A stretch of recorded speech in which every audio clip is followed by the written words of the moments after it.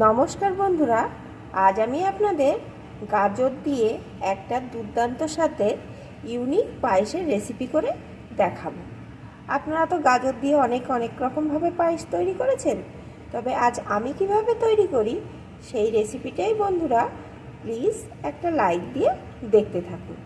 এই রেসিপিটা করা কিন্তু খুবই সহজ আর খুবই তাড়াতাড়ি হয়ে যায়, আর খেতে কিন্তু দারুণ স্বাদের হয়।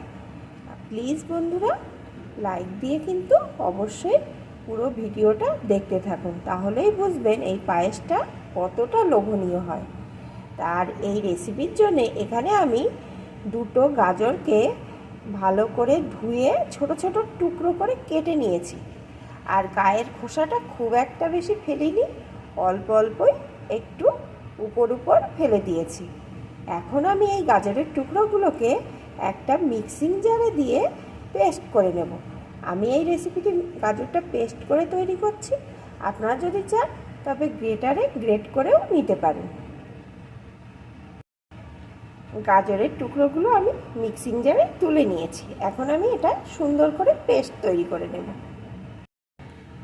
সুন্দর করে গাজরের পেস্ট তৈরি করে আমি একটা পাত্রে নামিয়ে নিয়েছি। আবারও আমি মিক্সিং জারটা নিয়ে নিয়েছি, এখন এর ভিতরে দিয়ে দেব আমি একটু সুজি। এখানে আমার চা চামচের 2 চামচ সুজি দেওয়া হলো, আর দিয়ে দেব কয়েকটা কাজু বাদাম। এখন এগুলোকে একটু পেস্ট করে নেব। এগুলো যেহেতু শুকনো, পেস্ট করতে অসুবিধা হবে, তাই যখন পেস্ট করব আমি জল না দিয়ে একটু দুধ দিয়ে সুন্দর করে পেস্ট করে নেব। সুজি আর কাজু বাদামটাও একটু দুধ দিয়ে আমি সুন্দর করে পেস্ট করে নিয়েছি।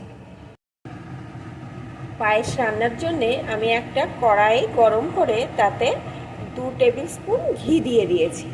এখন ঘিটা গরম হয়ে যাওয়ার পর এর ভিতরে দিয়ে দেবো 2টো এলাচ। এখন এলাচটা একটু ভেজে নেব।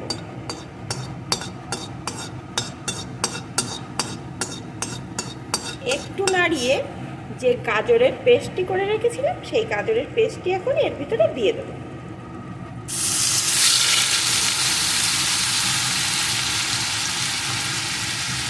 এখন সমানে এইভাবে নেড়ে নেড়ে একটু রান্না করে নেব, যতক্ষণ না গাজরের যে একটা কাঁচা গন্ধ থাকে সেটা দূর না হয়ে যায়, আর এই গাজরের ভিতরে যে জলীয় ভাবটা আছে সেটা একটু শুকিয়ে নেব।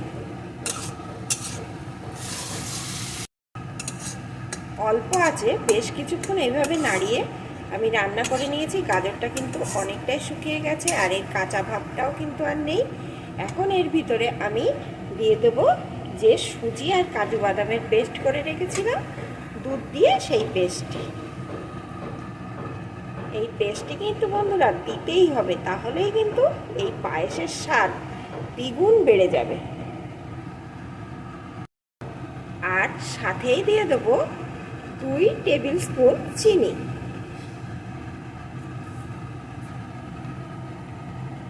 এখন আবারও নাড়িয়ে নাড়িয়ে বেশ কিছুক্ষণ রান্না করে নেব, যতক্ষণ না এটা একটা শক্ত মণ্ড তৈরি হয়। আর যেহেতু সুজি আর কাজু বাদাম দেওয়া, এটা কিন্তু তাড়াতাড়ি শক্ত হয়ে যাবে। আর অল্প আছে বন্ধুরা, এইভাবে সমানে নেড়ে নেড়ে এটাকে তৈরি করতে হবে।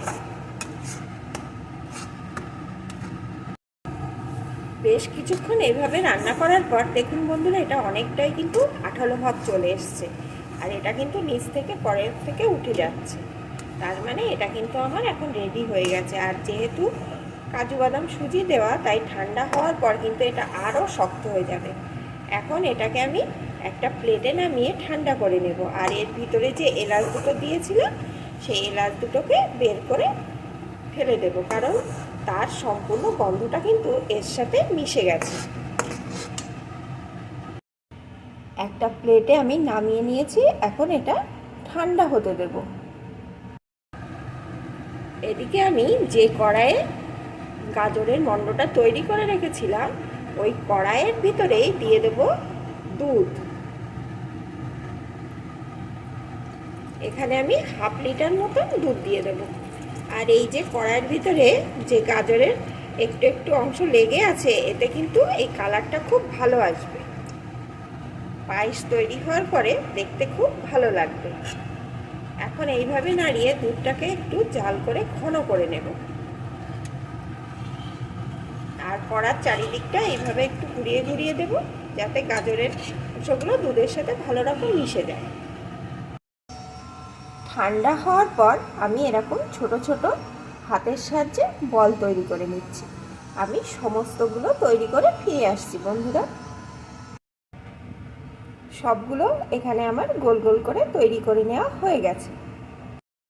এদিকে কিন্তু দুধটাও আমার ভালো রকম ঘন হয়ে গেছে। এখন আমি এর ভিতরে দিয়ে দেবো পরিমাণ মতো চিনি। আপনারা আপনাদের পছন্দ মতন মিষ্টিটা দিয়ে নেবেন। আর ওই গাজরের যে গোল গোল বল তৈরি করে নিয়েছি ওর ভিতরেও কিন্তু আমি 2 চামচ মতন চিনি দিয়েছিলাম। এখানে আমি 3 চামচ মতন চিনি দিয়ে দিচ্ছি। এখন আবারও একটু রান্না করে নেব, যতক্ষণ না চিনিটা সম্পূর্ণ এই দুধের সাথে মিশে যায়।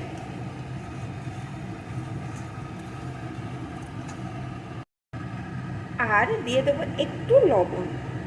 যে কোনো মিষ্টি খাবারে একটু লবণ দিলে স্বাদের ব্যালেন্সটা ভালো আসে।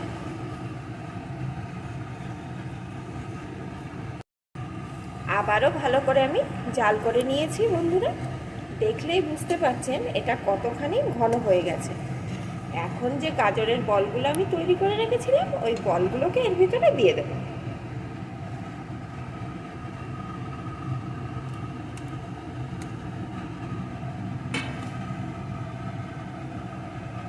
এখনও এইভাবে নাড়িয়ে একটু রান্না করে নেব। আর এই বলগুলো কিন্তু ভাঙার কোনো রকম ভয় নেই, কারণ অনেকটাই শক্ত হয়ে গেছে। আর এই রান্না করার পরে কিন্তু একদম তুলোর মতন নরম হয়ে যাবে। এইভাবে নাড়িয়ে নাড়িয়ে একটু রান্না করে নেব।